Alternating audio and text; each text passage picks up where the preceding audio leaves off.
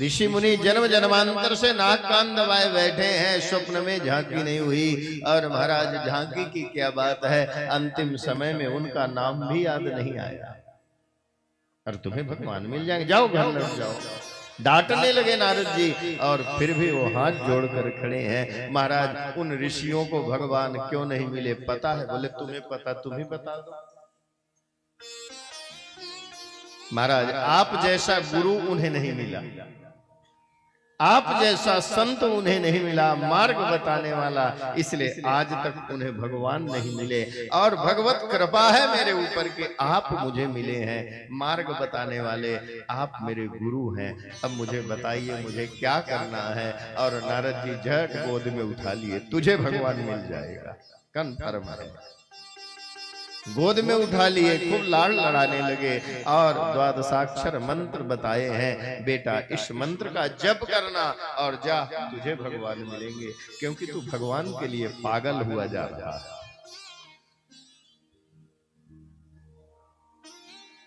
ध्रुव जी महाराज को दीक्षा दिए नारद जी, और ध्रुव जी महाराज चल दिए हैं। और जैसे ही ध्रुव महाराज गए मधुवन में, और भगवान देखिए फल खाए हैं, और ध्रुव महाराज जी तपश्चर्या शुरू कर दिए।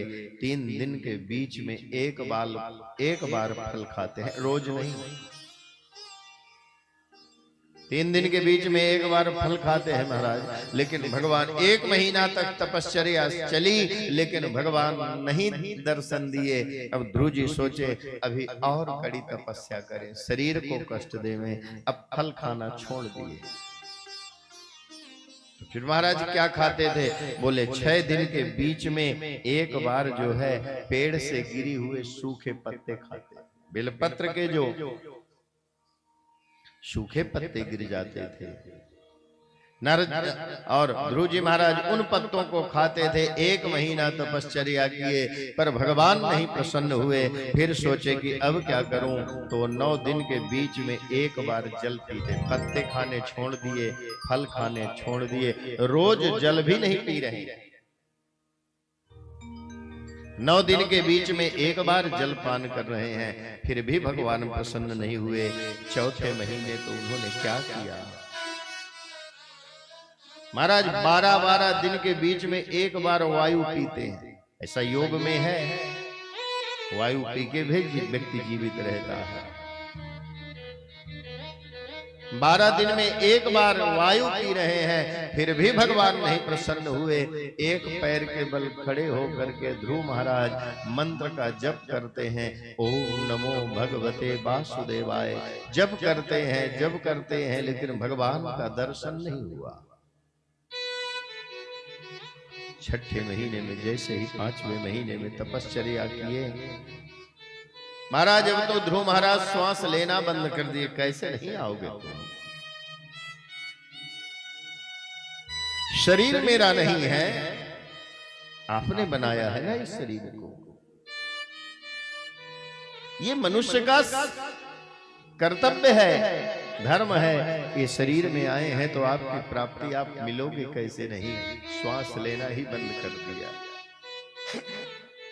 और जैसे ही भक्त श्वास लेना बंद कर दिया तो स्वर्ग में देवता बैठे हैं महाराज, और देवताओं का श्वास अवरुद्ध हो गया, मनुष्यों का श्वास अवरुद्ध हो गया। हाहाकार मच गई। देवता दौड़े दौड़े नारायण के पास गए, प्रभु प्रभु क्या हुआ? आज हम लोगों को इतनी बेचैनी हो रही है, श्वास ही नहीं लेने पा रहे हैं, महाराज क्या कारण है ये बताओ। और तुरंत भगवान कहने लगे शांत हो जाओ, अभी सबका कल्याण हो जाएगा। मधुबन में मेरा एक भक्त तपश्चर्या कर रहा है और वो श्वास रोक लिया है, इसलिए उसके हृदय में मैं हूँ उसके हृदय में, और मैं सबकी चेतना हूँ, इसलिए सबके प्राण रुक गए हैं और भगवान गए हैं। और जैसे ही भजन कर रहे हैं, और भजन करते करते ध्रुव महाराज के हृदय में भगवान का दर्शन हुआ है। चतुर्भुज नारायण के रूप में है परमात्मा। गले में सुंदर वैजंती माला है, शंख चक्र गदा पद्म से परमात्मा आच्छादित है, और हृदय में ध्रुव महाराज दर्शन कर रहे हैं। भगवान का दर्शन हो रहा है।